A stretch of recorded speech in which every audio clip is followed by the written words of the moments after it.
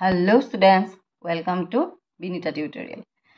আজি মই তোমালোকলে মই আগে কৈ লওঁ মই ভালেমান দিন ভিডিও দিব পৰা নাই মোৰ অলপ কিবা ইন্টাৰনেটৰ প্ৰবলেম হৈ আছিল মই নেট পেক ভৰাওতে খেলিমেলি হ'ল তাৰ পিছত মোবাইল হ্যাং হ'ল ইত্যাদি বহুত কথা হ'ল মই যেহেতু মোবাইলতহে শুট কৰো মোৰ শুট কৰিবলৈ বিশেষ একদম ডাঙৰ একো তেনেকুৱা সেটআপ নাই ওকে মই আজি তোমালোকৰ মাজলৈ ঘূৰি আহিছো ধুনীয়া এটা কবিতা লৈ পেলাই এই কবিতাটো আমি সৰুতে পঢ়িছিলো এই কবিতা মানে মোৰ মাহঁতে পঢ়িছিলে হা এই কবিতাটোৰ নাম হৈছে ঈশ্বৰ আৰু কবি হৈছে ৰঘুনাথ চৌধুৰীক আমি বিহগী কবি বুলিও জানো আৰু কবিতাটি বৰ সুন্দৰ যদিও সৰু ল'ৰা ছোৱালীবিলাকৰ কাৰণে দিছে কবিতাটি বিৰাট মনোমোহা কবিতা সেইকাৰণে মই আকৌ এবাৰ তোমালোকলে আগবঢ়াইছো নিচিনো তোমাক ক'ত আছা প্ৰভু আমি অতি সৰু ল'ৰা চিঞৰি মাতিলে তোমাক নামাতা দূৰৰ পৰা নাজানো তোমাক মিনতি কৰিব আমি অতি সৰু ল'ৰা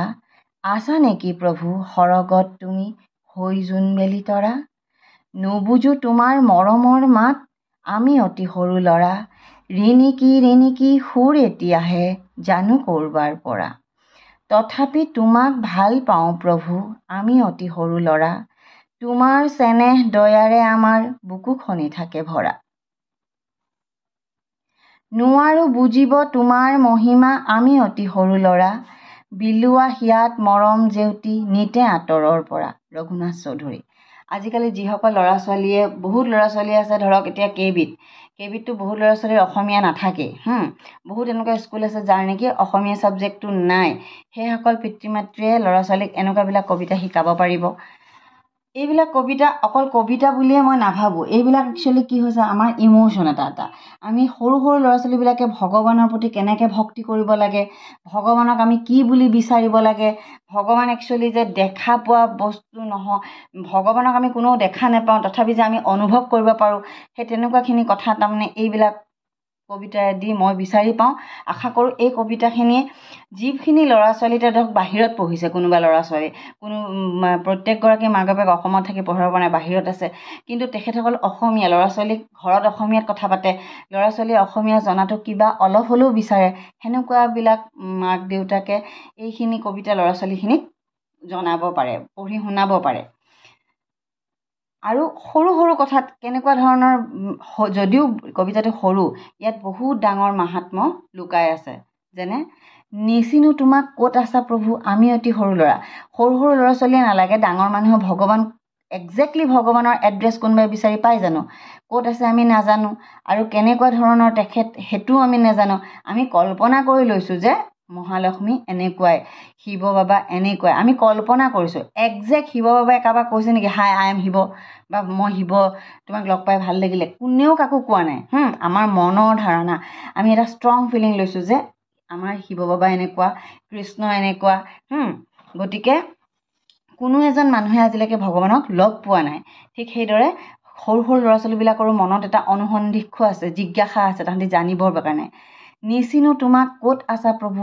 আমি অতি সৰু ল'ৰা তোমাক চিনি পোৱা নাই আমি অতি সৰু ল'ৰা ল'ৰা ছোৱালীবিলাকক মাক বাপেকে কয় না তোমালোক সৰু হৈ আছে ডাঙৰ হ'লে লগ পাবা ডাঙৰ হ'লে দেখা পাবা সেইকাৰণে তাহাঁতৰতো মনত এটা জিজ্ঞাসা জন্মে মানে একদম ডাউট হয়নে চিঞৰি মাতিলে তোমাক নামাতা দূৰৰ পৰা যেনেকৈ এতিয়া অ মা বা কাৰোবাক মাতি দিয়াৰ লগে লগে মাক দৌৰি গৈ পায় ঠিক তেনেকৈ বা যাকে মাতে দৌৰি গৈ পায় কিন্তু ভগৱানক আমি যিমান চিঞৰো বিচাৰি আমি কাষত আনি পাৰো জানো নোৱাৰো তুমি নামাতা দূৰৰ পৰা দূৰত থাকি তুমি মাত নিদিয়া কিন্তু ভগৱান যে আছে হেতুৰ প্ৰতি বিশ্বাস এটা ল'ৰা ছোৱালীৰ মনতো জন্মে নাজানো তোমাক মিনতি কৰিব আমি অতি সৰু ল'ৰা তোমাক কেনে ধৰণে প্ৰেয়াৰ কৰিব লাগে কি কৰিলে তুমি সন্তুষ্ট হবা হেতু আমি নাজানো আছা নেকি প্ৰভু সৰগত তুমি হৈ জোনবেলি তৰা তুমি কি সৰগত আছা নেকি আমাৰ প্ৰত্যেকজন মানুহৰ মনত এটা ধাৰণা কি স্বৰ্গ মানে কি হেভেন ক'ত থাকে বুলি আমি আকাশখনকে স্বৰ্গ বুলি ভাবো নে নাভাবো আমাৰ এতিয়া কোনোবা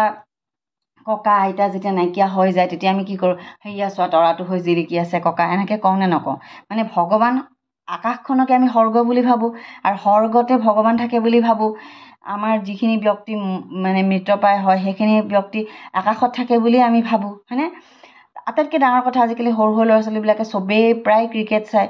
ক্ৰিকেটত যেতিয়া এটা প্লেয়াৰে 100 স্ক'ৰ কৰে, ৰান যেতিয়া 100 হয় বা এটা ভাল উইকেট ল'ব পাৰে, তেতিয়া তাহাঁতি আকাশলৈ চাই প্ৰেয়াৰ কৰে। মানে তাহাঁতিও চাগে ভাবে যে ভগৱান আকাশত আছে, হয়নে?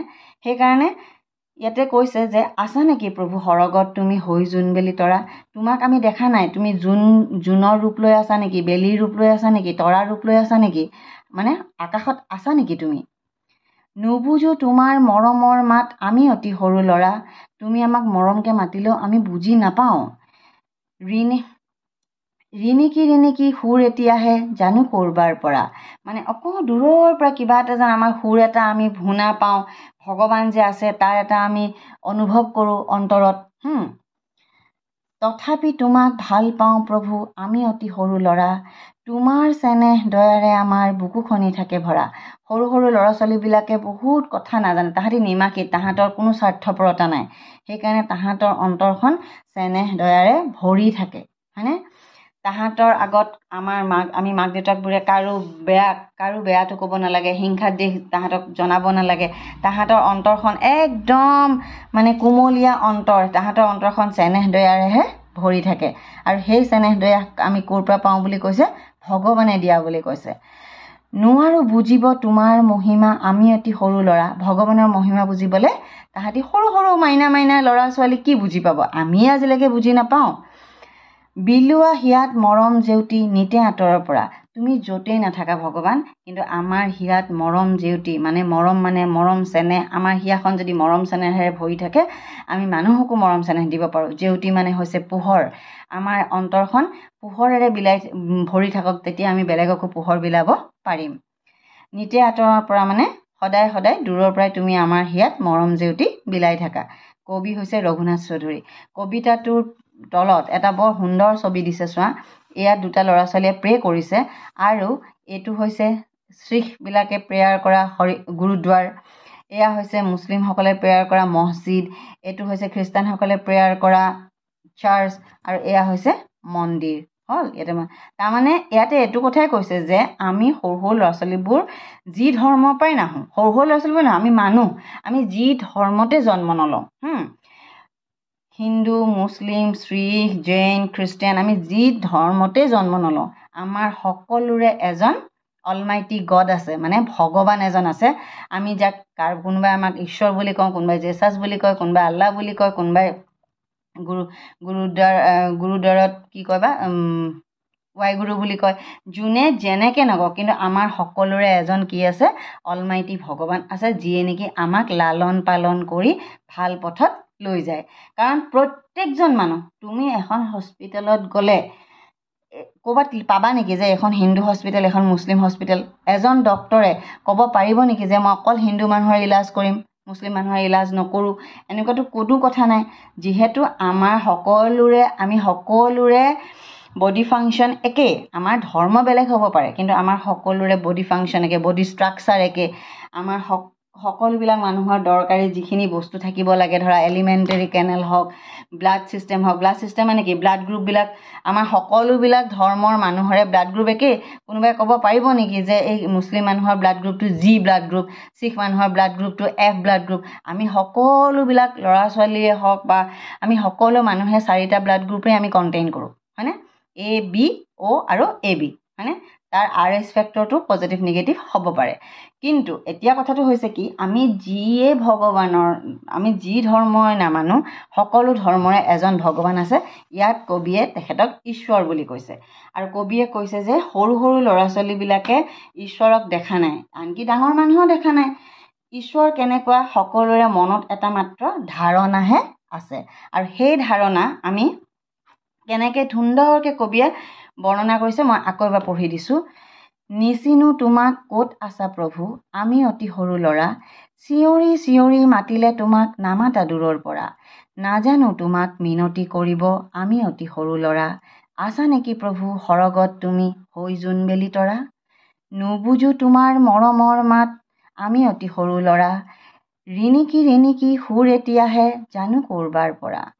তথাপি তোমাক ভাল পাওঁ প্ৰভু আমি অতি সৰু ল'ৰা, তোমাৰ চেনেহ দয়াৰে আমাৰ বুকু খনি থাকে ভৰা।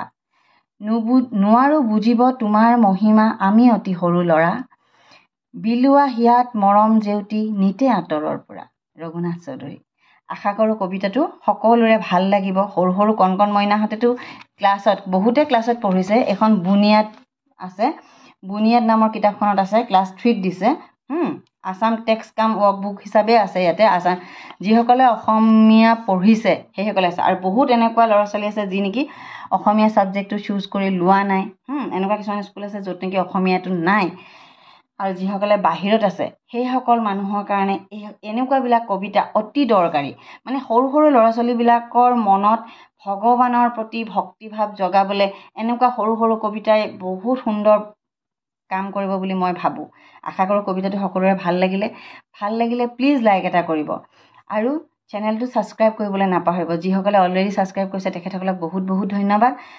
আৰু যিসকলে প্ৰথমবাৰৰ কাৰণে চেনেলটো ভিজিট কৰিছে তেখেতৰ কাৰণে প্ৰথমবাৰৰ চেনেলটো চাইছে তেখেতসকলে প্লিজ ছাবস্ক্ৰাইব কৰিব, লাইক কৰিব আৰু আপোনালোকৰ কোনোবা বন্ধু বান্ধৱৰ লগতো শ্বেয়াৰ কৰিব।